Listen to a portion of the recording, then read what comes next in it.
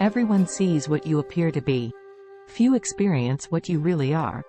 It is better to act and repent than not to act and regret, since love and fear can hardly exist together. If we must choose between them, it is far safer to be feared than loved. Men should be either treated generously or destroyed, because they take revenge for slight injuries. For heavy ones they cannot. If an injury has to be done to a man, it should be so severe that his vengeance need not be feared. Men in general judge more from appearances than from reality. All men have eyes, but few have the gift of penetration. The lion cannot protect himself from traps, and the fox cannot defend himself from wolves. One must therefore be a fox to recognize traps and a lion to frighten wolves. Wisdom consists of knowing how to distinguish the nature of trouble, and in choosing the lesser evil. Make no small plans, for they have no power to stir the soul. Where the willingness is great, the difficulties cannot be great. It is a common fault of men not to reckon on storms and fair weather. Never was anything great achieved without danger. A prudent man should always follow in the path trodden by great men and imitate those who are most excellent, so that if he does not attain to their greatness, at any rate he will get some tinge of it. The first method for estimating the intelligence of a ruler is to look at the men he has around him. One should never fall in the belief that you can find someone to pick you up. A battle that you win cancels any other bad action of yours, and the same way by losing one all the good things worked by you before become vain. Men intrinsically do not trust new things that they have not experienced themselves. Make mistakes of ambition and not mistakes of sloth. Develop the strength to do bold things, not the strength to suffer. The more sand has escaped from the hourglass of our life, the clearer we should see through it. Men shrink less from offending one who inspires love than one who inspires fear. Whosoever desires constant success must change his conduct with the times. Men are driven by two principal impulses, either by love or by fear.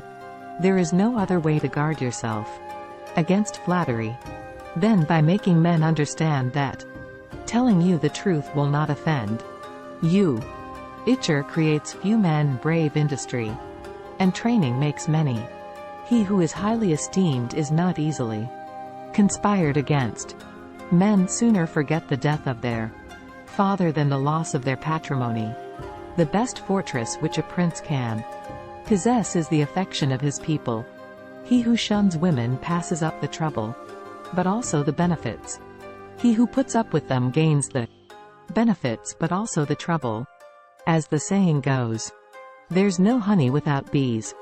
Everyone who wants to know what will happen ought to examine what has happened. Everything in this world in any epoch as their replicas in antiquity. Necessity is what impels men to take action, and once necessity is gone, only rot and decay are left. A sign of intelligence is an awareness of one's own ignorance. Of mankind we may say in general they are fickle, hypocritical, and greedy for gain. There is nothing as likely to succeed as what the enemy believes you cannot attempt.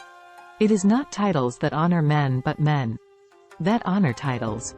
There is no avoiding war, it can only be postponed to the advantage of your enemy. In conclusion, the arms of others either fall from your back or they weigh you down or they bind you fast. He who builds on the people builds on the mud. Men will always deceive you unless they are kept honest by constraint. Everyone around will envy you if you tell the truth, which is profitable. Never let others interrupt you because you will lose respect. Beware of a man who interrupts you because he is trying to show you strength. The vulgar crowd always is taken by appearances, and the world consists chiefly of the vulgar. It's far better to earn the confidence of the people, than to rely on fortresses. He who wishes to be obeyed must know how to command. Men will not look at things as they really are but as they wish them to be, and are ruined. It is much safer to be feared than loved, because love is perceived by the link of obligation which, owing to the baseness of men, is broken at every opportunity for their advantage. But fear preserves you by a dread of punishment, which never fails.